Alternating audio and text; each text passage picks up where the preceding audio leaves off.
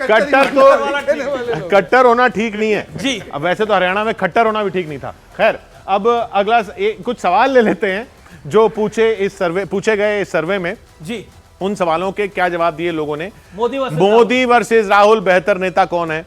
तो 73% लोगों ने कहा ईमानदारी के मुद्दे पर 73% लोग प्रधानमंत्री मोदी के साथ और 27% राहुल गांधी के साथ। जो सर्वे में जिन लोगों से फेस टू फेस बात की गई, ईमानदारी के मुद्दे पर 73% नरेंद्र मोदी और 27% राहुल गांधी। इसके बाद एक बात आई मेहनत की, क्योंकि मेहनती बहुत कहा जाता है कि भाई मेहनती बहुत हैं नरेंद्र मोदी, और राहुल गांधी भी अपनी तरफ से मेहनत कर रहे हैं। तो उस पॉइंट पर कितने लोग किसके साथ थे वो देखते हैं। ईमानदार के मुद्दे पर 73% प्रधानमंत्री मोदी और 27% राहुल गांधी। अगला पॉइंट था मेहनती, तो 69% प्रधानमंत्री मोदी, 31% राहुल गांधी। ये एक कंपैरिजन, इस तरह का सवाल था, सीधा डायरेक्ट सवाल था, मोदी वर्सेस राहुल बेहतर नेता कौन है, और उसमें ये पॉइंटर्स थे। अगला सवाल जो पूछा गया, और जो कई सवाल पूछे गए, उनमें अगला सवाल जो था कि आपकी जिंदगी बेहतर बनाने के लिए आप किस नेता पर विश्वास करते हैं? तो 59% लोगों ने कहा नरेंद्र मोदी। ये बड़ा इंपॉर्टेंट सवाल है। 21% ने कहा राहुल गांधी, 9% का जवाब था अरविंद केजरीवाल, 9% का जवाब था ममता बनर्जी। बाकी अन्य नेताओं के जवाब 0% और कह नहीं सकते। 2% लोगों ने कहा। किशोर, ये काफी इंटरेस्टिंग आंकड़ा है। अगर आप देखें तो 59% आपकी जिंदगी बेहतर बनाने के लिए आप किस नेता पर विश्वास करेंगे। इसमें महंगाई भी आता है, इसमें बेरोजगारी वाला मुद्दा भी आता है। ये बहुत इंपॉर्टेंट। इसमें सबसे बड़ी बात यह आती है कि लोग अगर किसी नेता के नाम पर वोट दे रहे हैं, और जो दिख रहा है कि लोग नेता के नाम पर वोट दे रहे हैं बजाय मुद्दे, पार्टी, और ये, क्योंकि वो चाहे आप कहिए कि बीजेपी ने उसको इस तरह का प्रेसिडेंशियल इलेक्शन बना दिया जो हम बार बार बात कर रहे हैं, लेकिन अगर लोग उस पर वोट दे रहे हैं तो जब नेता के नाम पे वोट देते हैं तो नेता के नाम पे रेस में नरेंद्र मोदी आगे निकल जाते हैं। रिएक्शन ले लेते हैं सतीश जी का। सतीश जी, ये जो सवाल है काफी इंपॉर्टेंट सवाल है, एंड दिस आंसर्स एवरीथिंग। देखिए, हम अभी भारतीय जनता पार्टी के पास नेतृत्व है, एक छत्र नेता है, और अभी वो हिंदुत्व के एक्सटेंशन में, कॉम्बो फैक्टर में, सब में चल रहा है। और सामने क्या है, विपक्ष में जब हम बोले कि एक दूसरे को गिराने में या एक दूसरे से आपके प्रति अपना भविष्य की खेल खेल रहे हैं, वर्तमान को गवा के विपक्षी पार्टियों की बात कर रहे हो, तो जब आपका भविष्य पे चीजें चल गया तो आप हो सकता है जो आप नैरेटिव खड़ा करना चाहते हो, बहुत सारे मुद्दे, एक मिनट रुक जाइए, बहुत सारे मुद्दे हैं, बेरोजगारी का मुद्दा, बहुत सारे मुद्दे हैं, लेकिन उसके ऊपर बाकी चीजें भारी तो पड़ जाती है, एक बात। और दूसरा, अगर आप एक हो जाते हैं तो नैरेटिव खड़ा कर सकते, तो हो सकता था कि मोदी बनाम मुद्दा का मुद्दा खड़ा कर लेते, लेकिन ये नहीं कर सकते। ये खुद मुद्दा बन गए कि 3 बार INDIA टूटी और 2 जगह हाफ गठबंधन है, 2 पार्टियों हाफ गठबंधन है। मैं आऊंगा एक और सवाल, एक और सवाल जो पूछा गया उसकी बात कर लेते हैं। इस ओपिनियन पोल में कई सवाल पूछे गए, उनमें एक सवाल था कि क्या अयोध्या में राम मंदिर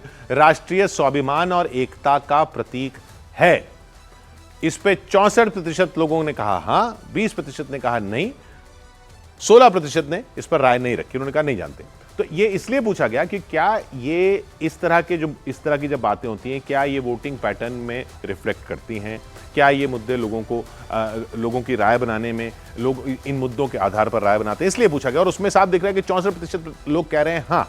अब आप इसको कहिए कि ये मुद्दा उठाना चाहिए चुनाव में, नहीं उठाना चाहिए, करना चाहिए, नहीं करना चाहिए, वो एक अलग बात है, लेकिन लोग उसको किस नजर से देख रहे हैं वो इसमें दिख रहा है। बहुत बड़ा नंबर है 64%, बहुत बड़ा नंबर है। राम मंदिर को अगर कोई भी नहीं मानता कि शायद वो नॉन फैक्टर होगा, राजकुमार भाटी भी नहीं इस बात को मानेंगे। शहजाद पूनावाला, बाकी जोड़ना चाहता हूं, पहले काम और फिर राम, ये दोनों आंकड़े कैप्चर करते हैं। काम के बारे में ये बताऊं कि जितना ये आप कह सकते हैं कि एक होप देना, पर होप भी एक बेसिस पे होता है कि कोई गारंटी काम करती है, तब वो लोगों ने राम को ज्यादा पकड़ रखा है, काम को थोड़ा कम। मैं आपको बताता हूं अमीश जी, आपकी मैं 7 o'clock डिबेट्स रेगुलर देखता हूं, मौका कम मिलता है आपके आने का, परंतु कौन, उदयनिधि स्टालिन को हमने बोला जाकर गाली दो, सनातन को, ए राजा को हमने बोला गाली दो, राम मंदिर गुलामी की निशानी, राम किसने कहा रामचरितमानस के बारे में? और समाजवादी पार्टी के अभी तक जो नेता थे स्वामी प्रसाद मौर्य, क्या सतीश जी ने उनको बोला रोज गाली दो? ये मुद्दे गिनवाते ना, भाटी जी कितनी सुंदरता से मुद्दे गिनवा रहे हैं यहाँ पर उनके नेता उनकी नहीं सुनते। यही तो प्रॉब्लम है, भाटी जी अच्छे व्यक्ति हैं पर उनके नेताओं की कतई नहीं सुनते। कभी राम जी को, रामचरितमानस को कितनी गालियां बकते हैं, तो फिर ये मुद्दा बन ही जाएगा ना। जी भाटी जी, राजकुमार भाटी, नहीं, मैं तो जो आपने अभी सर्वे दिखाया उसमें मुझे तो आश्चर्य इस बात का है कि राहुल गांधी ने तो बहुत तरक्की की है, बहुत प्रोग्रेस की है। 2019 के चुनाव में जब आप दिखाते थे मोदी वर्सेज राहुल गांधी, तो राहुल को 4-5% वोट मिलते थे। अब वो 35% तक, 27, 29, 32, 33 तक जा रहे हैं। तो चुनाव आते आते तो 50% का आंकड़ा पार कर जाएंगे। इसका मतलब इससे साफ जाहिर है कि मोदी जी की लोकप्रियता घट रही है। आप भी मान रहे हैं ये और राहुल पोल गांधी प्रमाणिक की है। अच्छी पार्टियों की लोकप्रियता बढ़ रही है। जी, आपने चलिए, पूछा कि जब विश्वास आंकड़े थोड़े पेपर में आए तो आपको भी 27, पोल अच्छा लगा। ये बड़ा बहुत प्रोग्रेस अच्छी की है प्रोग्रेस। अपने नेता का नहीं, राहुल गांधी का नाम। लेकिन क्योंकि राम की बात हो रही है और राहुल गांधी की बात हो रही है, भी राहुल गांधी ने एक और बयान दिया था मेरे राम के नेता का ऊपर नाम तो कि आप इन्होंने रखा भूखे नहीं था, मरो, राम का जय नाम श्री राम, जय श्री राम बोलो, जय श्री राम बोलो और फिर भूखे मरो। अब इस तरह के जब बयान दे देते हैं और उस पर स्मृति ईरानी ने रिएक्ट किया, फिर अनुराग ठाकुर ने भी बयान दिया, वो पॉलिटिकली वो पॉलिटिकली चीज एक्टिवेट बीजेपी कर देती है, बीजेपी पकड़ लेती है इन सब बातों को। इसमें भी कोई दो राय नहीं है। ये तो फैक्ट, ये भाटी जी आप ये तो मानेंगे ना, बीजेपी इन चीजों को चाहे किसी भी वजह से बोली गई हो, कहां भी बोली गई हो, उनको पकड़ के उनको मुद्दा बनाती है और ये सब चीजें फिर ये भाटी जी असर डालती है। जी, मैंने वही बात बोली कि जो काम बीजेपी काम की बात किशोर जी, वैसे काम करती होगी, लेकिन अगर हम पॉलिटिक्स की बात करें तो वो काम की कम बात करती है, राम की ज्यादा बात करती है। जो आप कह रहे हैं कि भूखे मरेंगे, ये तो भारतीय संस्कृति की पुरानी कहावत है कि भूखे भजन ना होई गोपाला, यह ले अपनी कंठी माला। जी जी, पहले तो पेट भरना चाहिए आदमी का, ये तो सभी लोग मानते हैं, इसमें क्या एतराज नहीं, लेकिन रोटी लेकिन दो, जिस रोजगार दो, देखिए तरक्की। जिस आप जब- तरीके से कही गई, जिस परिप्रेक्ष्य में कही गई, जिस तरह से उसको उठाया गया, जिस तरीके से उसको इस्तेमाल किया गया, जिस तरह से मौका दिया गया उस पर अटैक करने का, उसकी बात हो रही है। हाँ, नहीं, ठीक बात है। अब अमीश जी आपके शो में अमीश जी 2 बार बोल चुके कि काम पे कम ध्यान देती है बीजेपी, राम पे ज्यादा देती है। इसका एक जवाब। यही तो समस्या है। अगर अमीश जी ये बोल रहे हैं, तो शहजाद पूनावाला की पार्टी को गंभीरता से सोचना चाहिए। मैं इसका एक बहुत जिम्मेदार आदमी बोल रहे हैं इस बात को।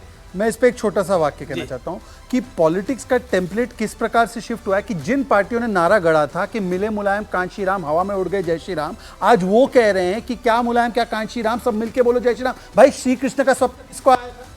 कौन मंदिर मंदिर घूम रहा है, हालांकि उनको पता नहीं कि चौखट पे क्या करना है, उनको पता नहीं आरती कैसे उतारनी है, कौन चंडी पाठ कर रहा है, कौन रामनवमी की छुट्टी जो है 10 साल बाद घोषित कर रहा है। तो बताइए ना, टेम्पलेट ऑफ पॉलिटिक्स भी तो बदला है ना। दूसरी बात मैं आपसे ये कह रहा हूं, आप कौन से मुद्दे पर ईमानदार हैं?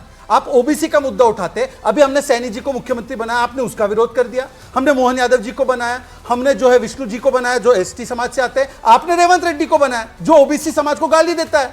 आप वॉक द टॉक भी तो नहीं करते अपने